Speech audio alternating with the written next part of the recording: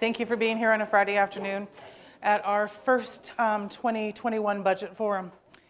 And we are here at the University of Regina campus in the classroom building, and big shout out to everybody in Saskatoon and PA and elsewhere that might be joining us. Today, we, just so everybody knows, and those of you, I see that lots of people have probably been to these before, but just so everybody knows, we are taping this. So by being here, the presentation and discussion will be recorded and will be available for viewing for those that weren't able to make it. So your presence here implicitly indicates your consent to have your speech and image recorded and made publicly available on the university website. So, and we'll be providing anybody that doesn't want to speak out today, we're going to be providing an email that you can also provide feedback to us via that mechanism. So we've got quite a bit to go over today. Of course, we had the budget submission calls on October 8th, and we're going to be talking about our major operating budget parameters. We're going to talk about enrollment and credit hours, the revenue percentage breakdowns, cumulative percentage breakdowns, shifting student demographics, and as we know, there's quite a few of those. Some of the undergraduate tuition, summary of budget requests from faculties and operating units, processes and procedures that we'll be following, and then we have several more budget fora that you'll be able to attend or others will be able to attend. So as you know, the call for budget submissions went out on October 8th, and that's available through the link there. And our central challenges have really remained unchanged year over year. We're mitigating tuition and fee increases while paying for annual increases in salary and benefits, which of course is about 75% of the budget. There is an increasing base funding to areas with growing enrollments, and we know we have some real pressure points on campus in areas that are experiencing quite a bit of growth. There's increasing supports for teaching and learning. Increasing base funding supports units experiencing increased activities and regulatory reporting requirements, which we're also seeing more and more out of our provincial and federal governments. We're responding to student services and resource support needs, both of which are poorly needed. And we're increasing supports for graduate students, and we're dealing with externally imposed cost increases. Example, CPP, insurance, carbon tax, and fire code changes.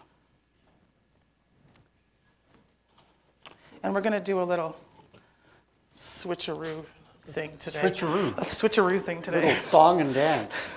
Thank you very much, Kathy. In case anyone doesn't know me, I'm the VP Admin, Dave Button, and I've got Tom says I've got the bad news part of the story, but I think he's got the bad news part. I think mine's pretty good, and I think actually we could probably just roll the tape from last year.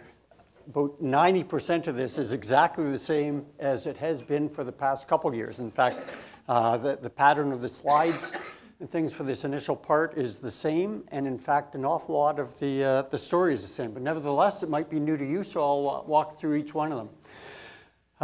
First of all, this first slide, we're just trying to give you a sense of all the different changes of different revenue coming in. So what part is there in terms of incoming money? So we start off with the very first one, not very positive, 0% increase in the grant. You'll see a slide a little bit later on which shows the history of the grant, but that's what we've got for the past 2 years. It's a guess until we actually get the letter from the province. I think this budget comes down the 18th of March, and so we'll know for sure then, but every indication is that things are probably going to be tight. Last couple of years of zeros, the year before that was -5, so we've plugged in a zero there. So anticipating no additional income coming in from the regular grant increase.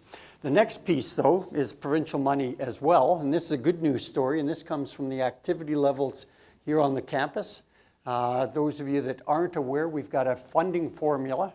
We're only a 2-university province, but nevertheless, we've got a formula that divides the pie between the two universities.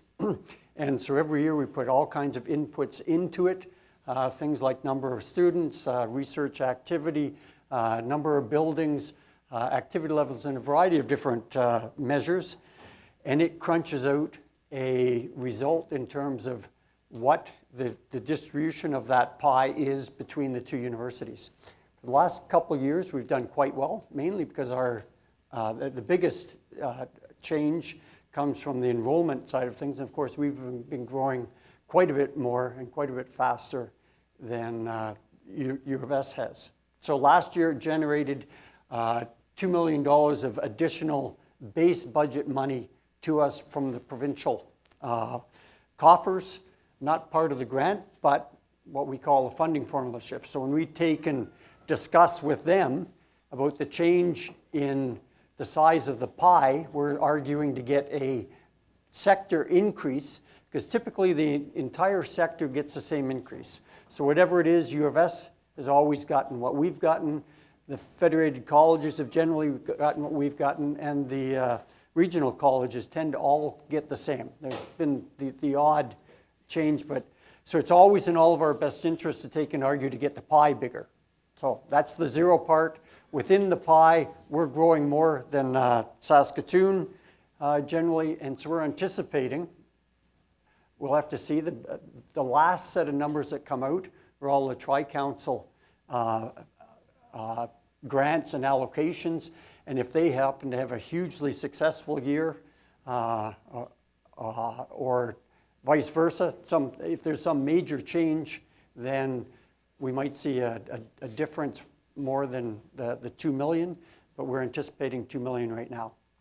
And by the way, it's based on a 1-year lag and 5-year average.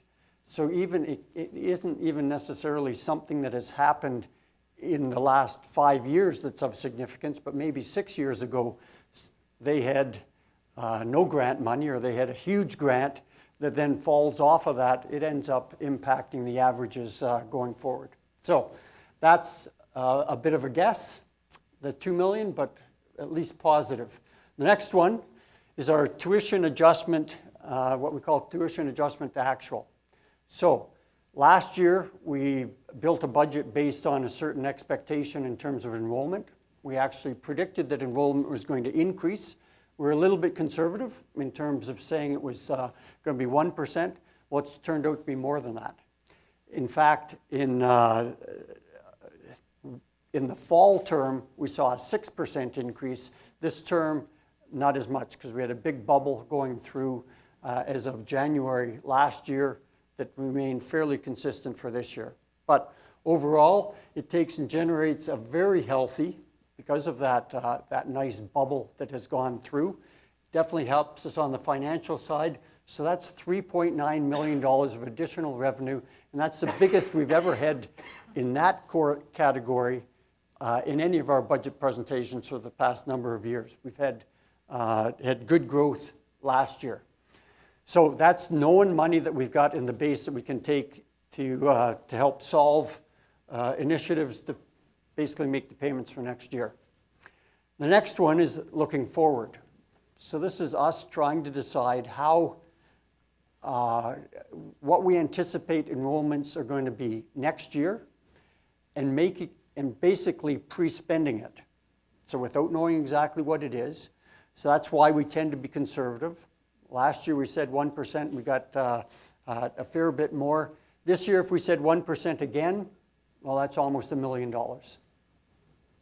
And so we're predicting we're spending some of next year's money if we take and allocate out a growth of 1% enrollment increase. And then the very last column is tuition. So of course every year it's ultimately a Board of Governors decision, but it's an input that we look from the entire campus in terms of what should we do with respect to our variety of different tuitions. So whether it's grad tuition, undergraduate tuition, international student differential, fees, special programs, anything and everything that factors into our tuition rates. And if we choose to increase tuition, then that generates money to put into the budget to take and allocate to some of the expenses. If we chose to reduce tuition, of course, this would be a red number. You can see that we haven't, we're not recommending anything specific. These are more illustrative than anything else, but for each 1% of tuition increase, it's generally about $1 million, because generally our tuition is about 97.1 million is what tuition was last year. So if it were somewhere, if we were 1% increase that we approved, it'd be $1 million. If it was a 3% increase, that would be $3 million.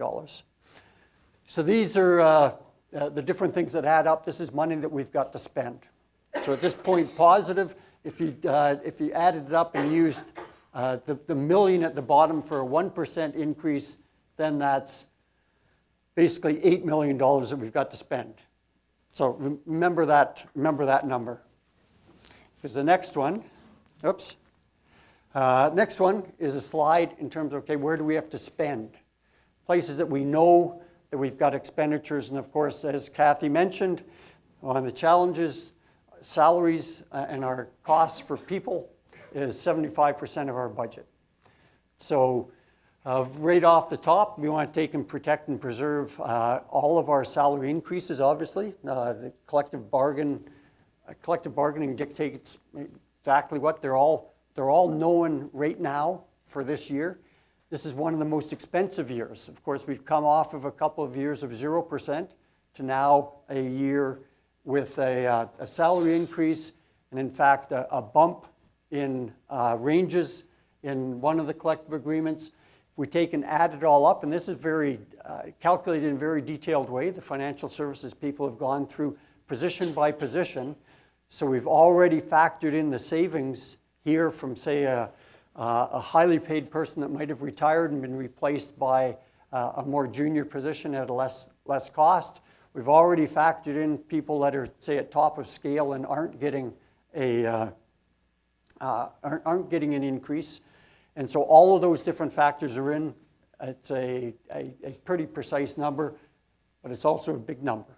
So $5.6 million going just to basic salaries, no new positions, no nothing. That's just all of us that are here now. What's it going to take to continue to pay us what we deserve? The next one is just simple non-discretionary inflationary costs. Another fairly big number. In these past couple of years, we've actually had some new things pop in here that are just plain expensive and don't have any choice. So for instance, our carbon tax that the university total is paying now, some of it is our partners at either federated colleges or the research park, but in total, our carbon tax this year, $703,000. So that's a number that a couple of years ago we didn't have to worry about, and it's growing every year. There's similar things, of course, things like insurance are going up, regular inflation, new programs like the Canada Pension Plan is costing us an extra $300,000 that wasn't predicted before. So just generally, everything going up. Utilities going up. Heard very interesting FM's presentation at the Budget Committee the other day for the first year ever. Believe it or not, and this is hard for me even to wrap my head around, but our water bill is going to be higher than our gas bill. And so in part, it's those huge energy savings to reduce our carbon footprint, and we've done lots of things to take and save money on the energy side of things. And so it's driven down those costs, and of course the marketplace has driven it down in terms of commodity costs. But of course now, anytime there's one place where you get some benefits, of course water prices and things like that, which have been increasing at about 10% a year, as part of a disincentive to take and be judicious with our water here in the province, which we need to. Anyway, those rates have gone up quite a bit. And central testing facilities, another big ticket item. It's about $500,000 worth of cost to take and bring that online as well this year. And the last line is then, what are the new asks? Like, what do we need to take and run the university, invest in the new growth, et cetera? And Tom's going to talk to a bunch of slides that are in quite a bit of detail in terms of what the budget asks are, but the dollar value to add them all together, $3.6 million. So what was the number I had you remember from the previous slide? Anyone remember? 8 million. Well, interestingly, the first two items eat up all of that money. So just the base money that we've got in terms of revenue if we're to take the easy way out, we say might as well go home just on inflation and salaries. All of our money is already spent. But nevertheless, we still struggle and will struggle to take and find more and do other investments. One of the inputs, and of course one of the big challenges, of course, is we've had growth, we've had enrollment growth, we've had additional workload across the entire campus. Kathy spoke to some of the challenges generally. We've got activity levels that have increased everywhere, be they in teaching, be they in research, be they in administrative support, no matter what it is. Sometimes legislative requirements, sometimes just more students in the classroom. But activity levels everywhere are increasing.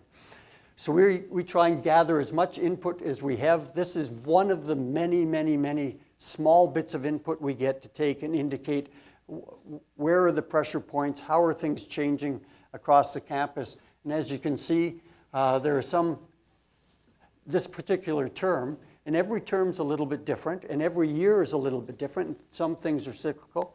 I'd point to most recently, the biggest example would be the petroleum program, which was going gangbusters.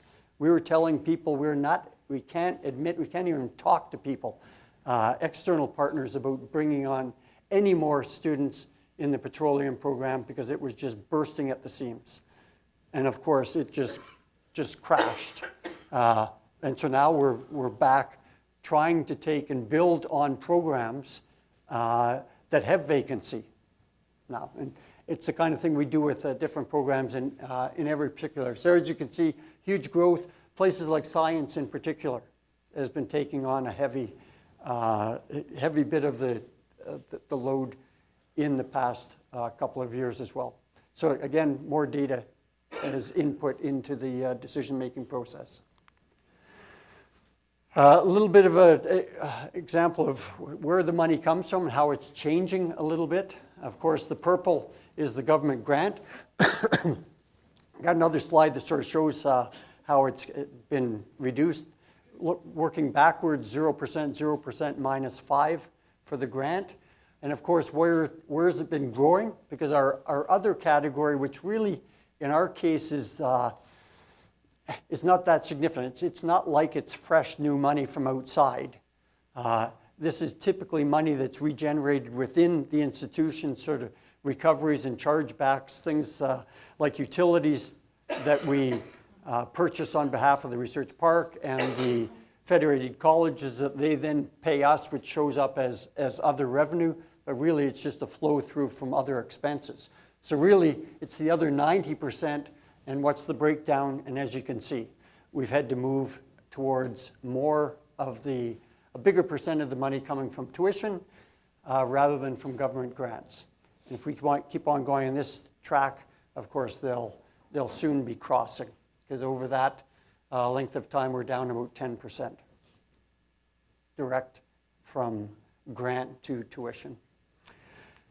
And with that, I'll pass it over to Tom. Thanks, Steve. So you've seen this one before, and for some reason, the numbers on the top line have disappeared somewhere between ad hum and this building. That top number, the top number for 1920 should be 14.4%. And that just shows you our basic structural issue. You've seen this now for a couple of years. In the good old days, up to about 2016, the annual increase in the provincial government operating grant basically covered inflation in salaries and benefits and some of the other inflationary costs. That's gone. Cumulatively, we're at minus 4%. And as you saw in the previous slide, tuition and fee revenue are increasingly necessary just to balance the operating budget. So that's our basic structural issue. Nearly every university in the country is facing some version of this. The only thing that really gets you out of this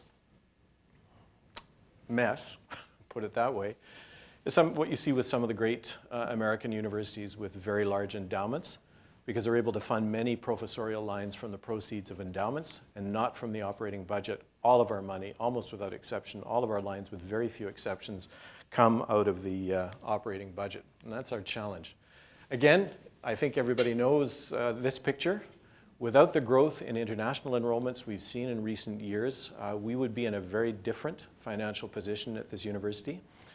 Domestics are bumping along there. It's a very competitive market. And as again, if you've been to these things previously, you will know that the high school leaving population in Saskatchewan, which is our major market, is flat or in decline for another couple of years till 2022.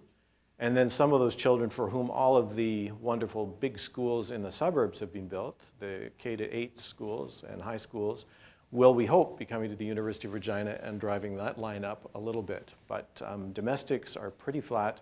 It's essentially the international growth over recent years that has kept us going. Just a reminder, too, of what this actually looks like to the student who's paying the bills that we send them. So a year for a full load domestic undergraduate ranges from $75,000 to $9,000. The low figure in each column is arts, and the high figure is business. So an international undergraduate, line 2, for a full year in business is paying very close to $25,000 in tuition. Or for a full 4-year degree in business, effectively $100,000 now in tuition over that period, plus books, plus living, plus everything else. We are, as again, you will be familiar from previous presentations, we need to watch our market position very, very carefully because we began to pull ahead in our tuition charges, especially in the international front, with some of our Western competitors, and we do not want to lose students to them because we are dependent on those students. So part of our deliberations around tuition, the advice we seek, the advice we give the board is to pay very careful attention to what's out there in the market. But effectively, when you look, as was mentioned earlier, $97 million now coming in tuition and fee revenue to help us run this university and pay the expenses that Dave has outlined. So here's what I think most people want to see. And there's a lot of gobbledygook here that I'll take you through. Once you get used to these abbreviations, they do work. When you're not used to them, they're all Greek. So what we've done here is provide you with a very high-level summary of the asks that have been made by deans, by faculties, by administrative units. All of the budget managers of the university, in submitting their budget requests, have made position requests. So I'll do these first and then just give you a few samples of non-position requests that have been made by the faculties. The top block, labeled academic and teaching research support, all of those positions, faculty, APT, QP, and out of scope, are in the faculties or in the research units.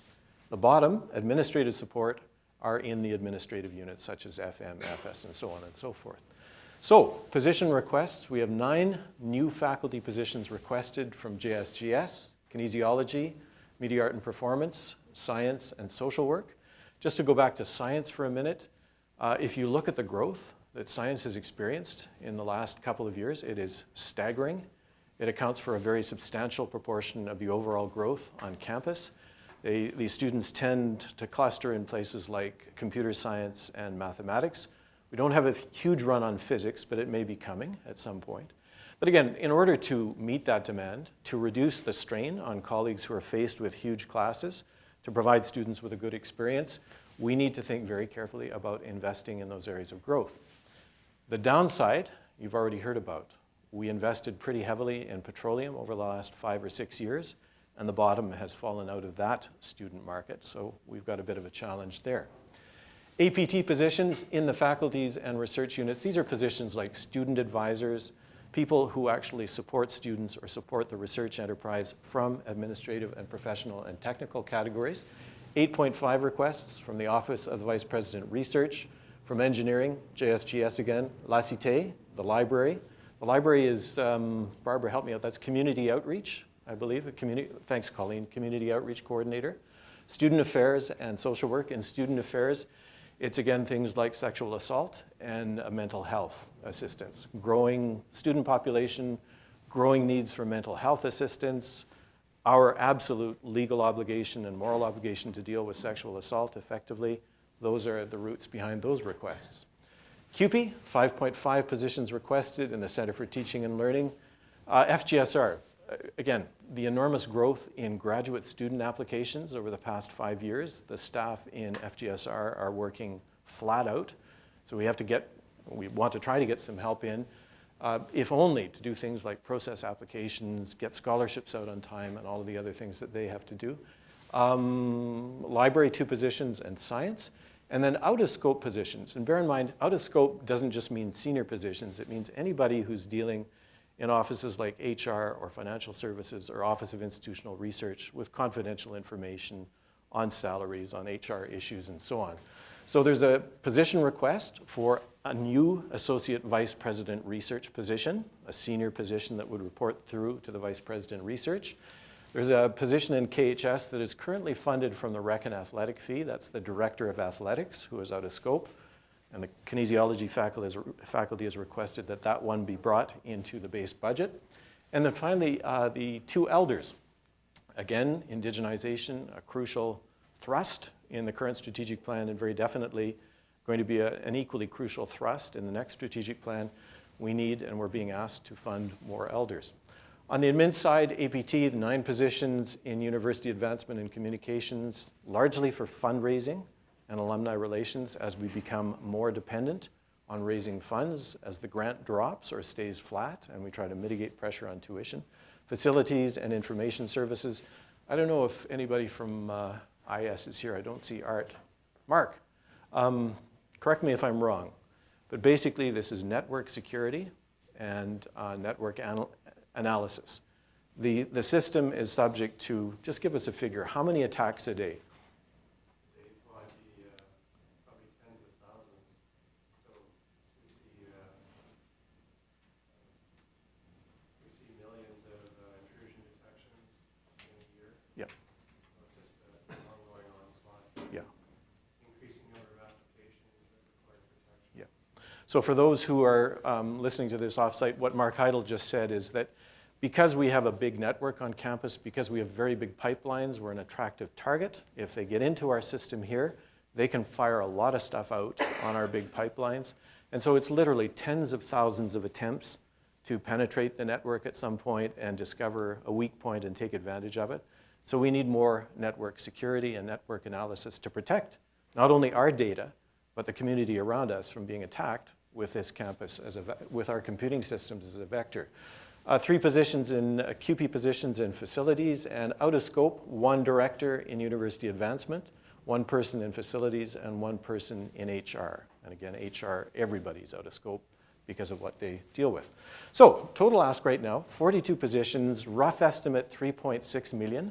We tend to take the low to midpoint and add benefits to that. The actual higher figure depends on the individual who's hired and what she or he or they will negotiate and be settled for. So that figure moves around a little bit. So that's the 3.6 million net new position ask in the budget process. Then some other, and these are just a sample of what are a tremendous number of fully legitimate requests for non-salary money. In engineering and science, they'd like a continuation of the $200K each faculty has received now for about 5 years, I think, to replace teaching and research equipment. That's very important, both large and active faculties. In KHS, similarly, about 174 for their lab equipment.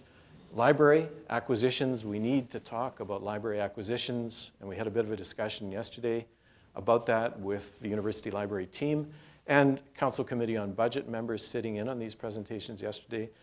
We're not doing well in terms of what we're devoting to library acquisitions. Do we need to bump that up? And if we do, given the overall financial picture, what do we need to cut back elsewhere? A library management system, open access publication funding. There's a request from institutional research to, no, that's wrong. It's not OIR, it's OVP. VP, no, excuse me. It is the Office of the Associate Vice President Academic to promote open educational resources. You all know if you're paying $600 or $700, $800 tuition for, let's say, English 100 or my Chaucer class, and I set a textbook that costs $250, I've effectively put the cost of that class up quite a bit. We're asking people to consider using open access when it's of high quality, and how do we encourage that? How do we build some open access resources with that relatively small amount? Scholarship funding, if we're going to stay competitive, especially in the Saskatchewan market with the University of Saskatchewan and what they offer to students, we've got to increase our scholarship funding. And then seating upgrades for rooms like this, desks like that. 140K, academic performance review system enhancements. We're trying to reduce we estimate $400,000 to $500,000 we spend every year in staff time on academic performance review. By automating part of that 60K would go to that. And then IT replacements, data storage, servers network. Art Exner said yesterday to the budget committee that the university's phone system is on its last legs. We can't even get replacement parts for it now. And that's not listed here, but that would be about another 8 to 1.5 million. 8 to 1.5 million to replace an aging telephone system that we need to worry about. So that's just a sample of some of the things that people are asking for. And I'll turn it over now to Kathy, who will give us all the answers. Yeah.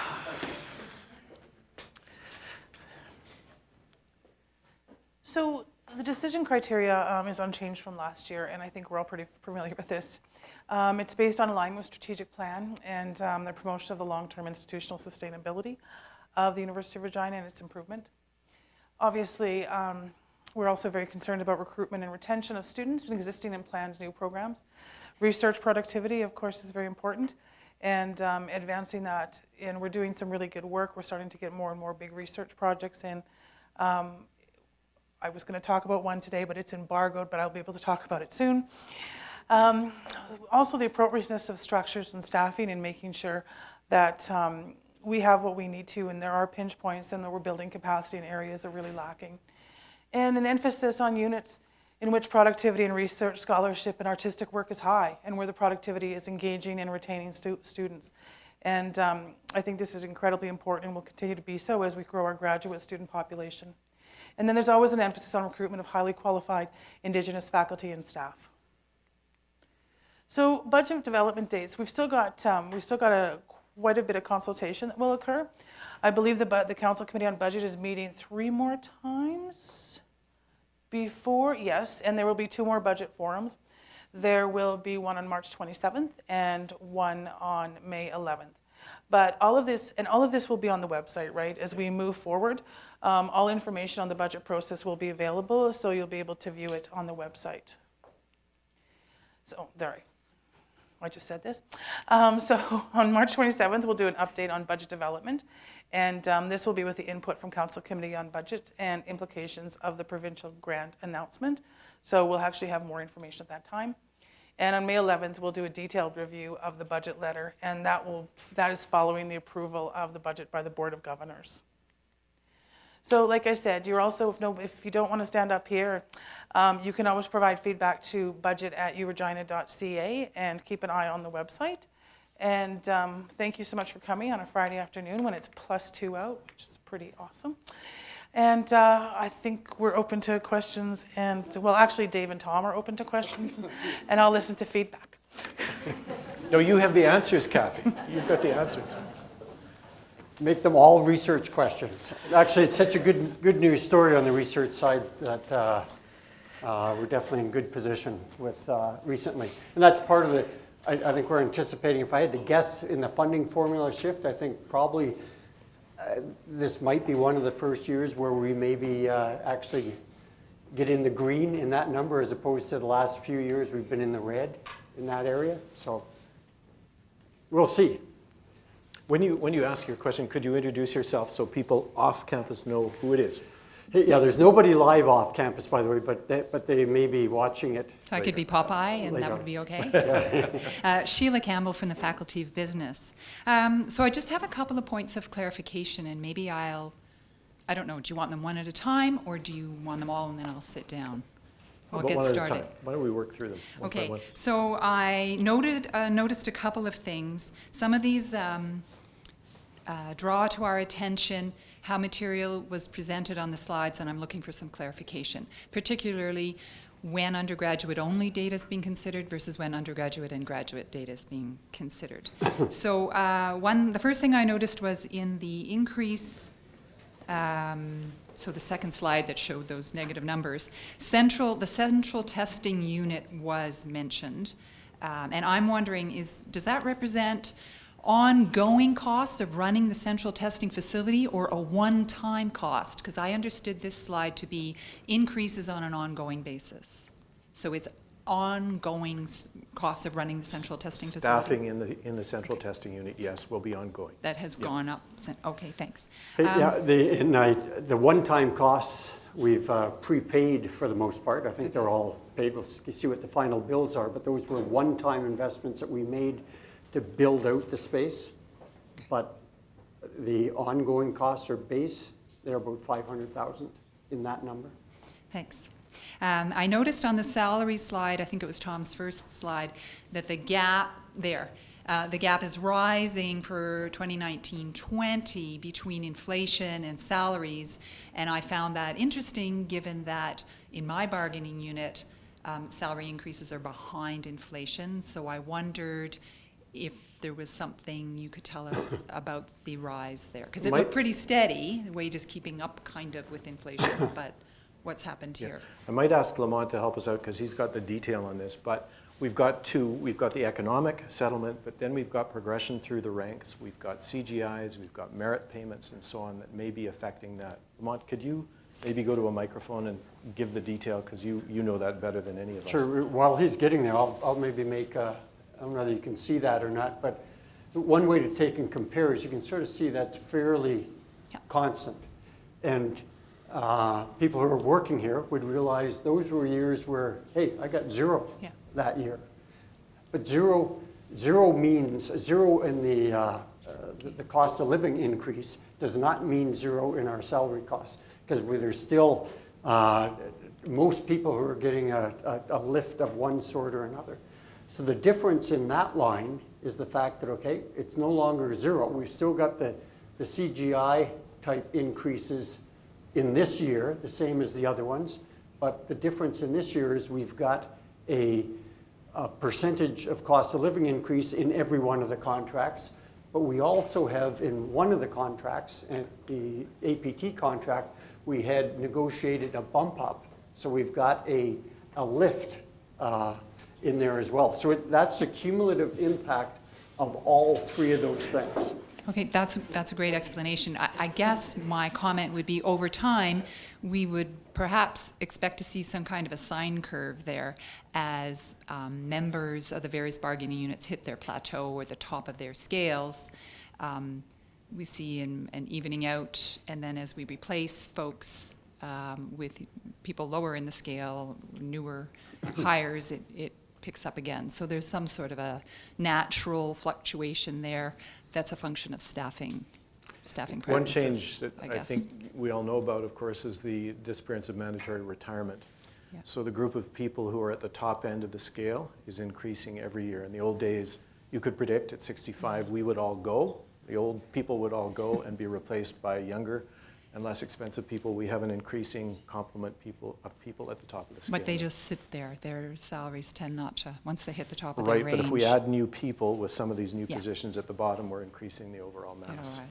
I had just a comment about retention of international students. It's really obvious from these slides the role of international students in supporting the financial goals of the organization. And I know currently and in the forthcoming strategic plan discussions that student retention is going to be key. Certainly getting those international students successfully to the end of a 4-year degree program reduces the energy we have to put on recruitment and continually replacing students in year 1 and year 2 who are unsuccessful. So that's interesting. I guess the last question is, we saw data around undergraduate tuition. We saw requests for new staffing in FGSR. What proportion of graduate student tuition is part of our total budget? Or why are we seing Just undergraduate slides and not the total sort of graduate? What we did last year was split them, and we did the graduate side on the second, or during the second forum. We intend to do the same this year, just to shorten the presentation a little bit. The ratios, I think, on our total tuition and fee revenue, 88% undergraduate, 12% graduate. Okay. But it gets much more complicated in the discussions that we remember last year, and we'll try to outline that clearly this year. So fundraising, 4 people coming in, or 4 people asked, 4 new positions in advancement. Is the revenue that's generated by that unit in that 10% red bar across the top? No. No, it's not operating. For the most part, although there's an innovative suggestion being put forward by the University Advancement team this year to go out and seek some donor money to contribute to operations. Generally, and specifically trying to correlate it with, because donors tend to like giving to scholarships anyway, so there's some merit there, but in the past, we have never, I can't say never, but generally don't bring donor money into the operating budget at all. It stays into targeted areas, either capital campaigns or designated scholarships or wherever the donor wants. That's the first thing. But there is an innovative suggestion that we'll deliberate on in terms of us taking some donor money into operations, which then would help. It could be spent on any one of these initiatives then, but we generally haven't. It's not factored into that number. Although it could help that, I forget what the number was, $375,000 for new scholarships. Correct. It could be That's an used, ask. in theory, it could be used for anything. Right. But I mean now, incoming, because Student Affairs has asked for more scholarship money in their asks. I think the proposal from University Advancement is to try to get about another $400K into scholarships this year, removing $400K of pressure on the operating budget. Thanks very much. You're welcome, Sheila. Good questions. Hi everyone, I'm André Magnan, I'm at La Cité and in arts as well. I have 2 questions if you'll permit me. First of all, Dave, you spoke about the rising cost of our water bill. You talked about the impact of the carbon tax. I just wanted to remind everyone that at the last university council meeting, 2 motions were passed that were, really strong positions on dealing with the climate emergency, number 1, and number 2, on our broader environmental impact, including water, waste, and so on and so forth. So my question is, what kind of investment is the university going to make this year to reduce our climate, our greenhouse gas emissions, maybe help deal with that carbon tax bill? Are we looking at doing anything for reducing the water bill as well? Sure, I can definitely, it's hard to project what we're going to do. We haven't created the budget for next year, but I can sure look backwards in terms of what we've done the past couple years. In fact, in the past couple years, we've invested millions in reducing our carbon footprint. In fact, we've got a fairly, an incredible success story. That in part is why the water bill is more than the gas bill is now, because we're actually driving down usages in a number of different areas. And you would have perhaps seen in a number of the different buildings, just about every building going through a lighting enhancement program to take and reduce it. We partnered with with SAS Power, I forget what the name of the program, SIEO? EIOP? I don't know what the acronym stands for, but an industrial promotion program where we were able to take and convince them to look at us as an industrial partner in this sense, being such a big consumer. And they contributed, each project was a little bit different, but between about 33 to 40% of the cost of retrofitting buildings. And so we've taken every cent that we can get where it's part of a dollar and things. So we'll continue those things. It'll be sort of up to the budget priorities. And I know that from the initial draft strat plan, that's going to be a big emphasis. Like they've got sort of 5 areas of emphasis. One of them is, of course, deals with the environment and climate change. And so that will then drive even more investments. I can tell you our colleagues in FM would take any penny that we could take and redirect to them to take and spend on building improvements. Okay. One of the asks from FM is for a sustainability person, which we haven't done. It's time. You're right. It's in there. It's in the motions. You're going to see it in the strat plan in a big way.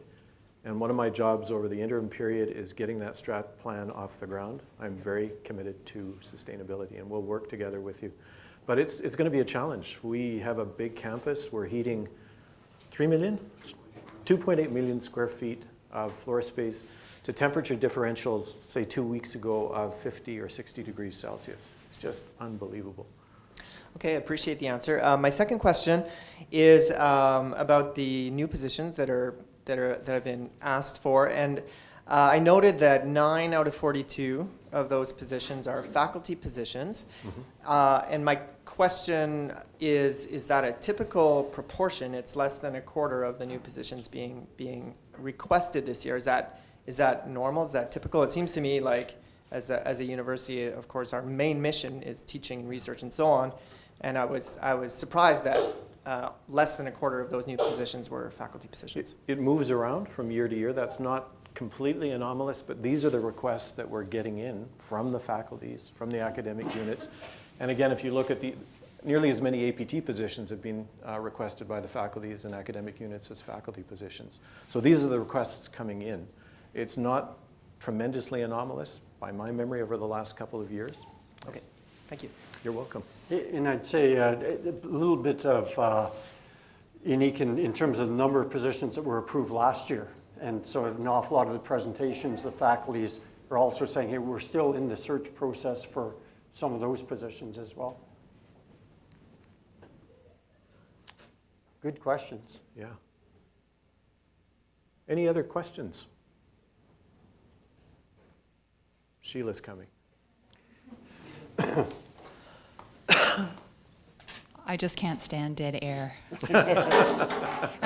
So as we go forward looking into the future, towards a 50th anniversary of the institution, towards this completed process and document, and towards our new strategic plan, I'm really conscious of language and the way we tend to string a lot of things together in one sentence, which brings with it an implication of equal weight. So some of the language around the strategic planning process so far, and that plan's not finalized yet, but says things like commitment to inclusivity, diversity, social, environmental, economic activities and impact. So I just want to echo what Andre has mentioned, that the implication is in the rhetoric and in our discourse that environmental issues carry equal weight, side by side with indigenization, with internationalization. And so moving forward, I think I and many others would like to see the environmental part clearly delineated in all of our documents, in our budget as well as our strategic plan and everywhere else, that we see and we enumerate and we measure and move forward on our environmental initiatives in the same way, with the same emphasis and importance that we allocate to all of our work. Thank you. Thank you. Good point, and because I think that helps. Much like we made comments at the council meeting in terms of how supportive those motions were for the people in facilities, and then working towards, say, things that they can influence, and creation of dashboards and things like that will be something that will be more visible for people. But to even break it down further, like trying to achieve those targets, if we use the Paris Accord descriptors of Scope 1, that's sort of the facilities people world. Like what are we doing with our infrastructure footprint and things? And I think we've got a pretty good story to tell there. Always more work to be done. Scope 2 is basically the providers, so people like the SAS Powers and things. And so as much as we can influence what they're doing in the province and things, we can make our contributions, and I'd say that's particularly researchers and policy makers or influencers can help with that in terms of Scope 2. And then I'd say the rest of the campus in its entirety comes in under the Scope 3 bit in terms of all of the other downstream and upstream parts of what we do in terms of our different, there are even cultural things in terms of what we take and expect and how we use things, etc. And I think that's where we really need to move to as well when we start speaking about this, and not just think that it's someone else's responsibility. It's not just how can you make me waste more efficiently, which would be if we just make the buildings capable of being more efficient, but people then still operate them in in a wasteful way. And those are the kind of things, as well as when we impose on you to come and work in a near empty building on a weekend and it's really cold because we've turned the heat off in the weekend because that's the most environmentally sensitive thing to do, and it means you come in and you wear a jacket. And so to take and have that conversation and agree whether those are the right things to do or not. So yeah, it's really big picture. I think that we need to think of all of those three different levels and what can we each do to take and well, help out with this problem or this challenge. Thanks, Sheila. Thank you for your work on this. Sarah Abbott from Film. Tom, it's great to hear you talking about a position for somebody. It would be really, perhaps, if you can, say a little bit more about where that person might be housed. There was a sustainability coordinator, I guess, who was a student intern. Mm-hmm. We need someone permanent, ideally more than one person. Mm-hmm. And a sustainability coordinator, I think that needs to be renamed to address the climate emergency rather than sustainability. Okay, thanks for that. We can certainly think about that in the title. The request is coming in right now from facilities. Where the person actually winds up can be quite fluid, but it's got to be an area of emphasis. In the last strat plan, we had those two cross-cutting themes of indigenization and sustainability. We did sustainability more or less off the sides of our desks, to be perfectly clear. We put a lot into indigenization. Now it's time to sustain the momentum we've got in indigenization and do everything we can on sustainability, no question. But if you've got an idea for a title, send it, please. Okay. Thank you. Does anybody know, do we have a class in here at 2:30? Are we holding anybody up? Do we know? Okay, let's keep going then. Good. Or if you have a suggestion where it should be located. Okay.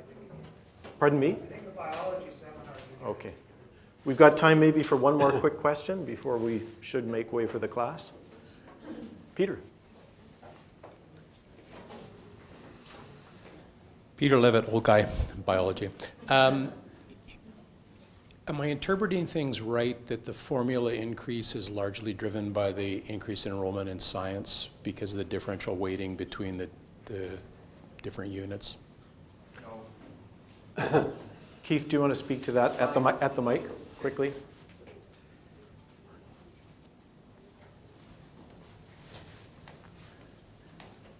Hi, Keith Fortelski, Office of Institutional Research. First off, it's a 5-year average, and science is with a 1-year lag, and science is relatively recent. And second, actually, the science weights are not all that much different than arts, typical humanities, et cetera. It's the engineering, the nursing that are the really big, high-weighted programs. So with that in mind, is it the engineering bump up in petroleum the few years past that's driving this? I'm just curious about whether this is a bubble or it's sustainable. Yeah, I don't think petroleum would have had that huge an impact because they're mainly graduate students, so it's not like the numbers aren't that big, but I'll tell I'm you, not sure. Peter, what my bigger worry about that one is that for years Saskatoon took the position that they didn't really care about enrollment growth. They're caring now because over the past 4 or 5 years, a total of, I would say, close to 10 million has shifted to us because of our greater rate of enrollment growth. They've awoken to that fact and they're strategizing to turn that around. I guess one last question related to this. Is this at all related to starting the nursing program and we're just seeing the last of the fairly substantial increase by adding a new faculty? Yeah, now that it's flat. The funding formula shifts and things have come outside of the nursing envelope. The way that we dealt with nursing was because there was changes in both U of S and U of R and Sask Poly all at the same time, that they took them out and have been tracking them independently. Now, I think this is the first year that I think we're reintroducing them back into baseline. Is that right, Keith? Or are we still tracking them separately? They're sort of in both. They're increasing in the baseline and decreasing in the baseline. But in terms of scale as well, the petroleum numbers, just to give you a sense, like they were, I think, 106 or so. They were higher, close to 150, I think. Yeah. We're down to below 10. Yeah. Yeah, 150 in their peak. So it's not thousands of students, but it is, as Keith says, they're more heavily weighted. So that would be a factor that would have hurt us if it were all alone. But the combination of other things, we've had growth throughout the campus. And again, the biggest thing is we've been consistent. So even in the years when we had typically years of 3% growth, U of S was in the decimal points each year. And so it's a sustained growth. So we're quite comfortable at that. Because of the 5-year averaging 1-year lag, we're comfortably ahead of them for a couple of years now. We've built up a cushion. So just to ruin your sleep tonight, one of the things that we need to think about, and you've heard me say this many times, is that the farther away our enrollments come from, the more fragile they are. And that tweet episode last year from Chrystia Friedland, which caused offense in Saudi Arabia, I'm not going to debate that, but we lost $4 million in tuition revenue with all of the Saudi students going back in a totally unexpected way in 6 weeks. So we look out nervously over the world right now and work together. We need to work together as a campus community to realize that we've got some challenges. We're in a good, secure position right now, I believe, and if we can continue to work collaboratively with the Council Committee on Budget, all of the faculties, the student union, and all of our constituents, we will remain, I think, fiscally healthy. So thank you very much. Thank you. Thanks.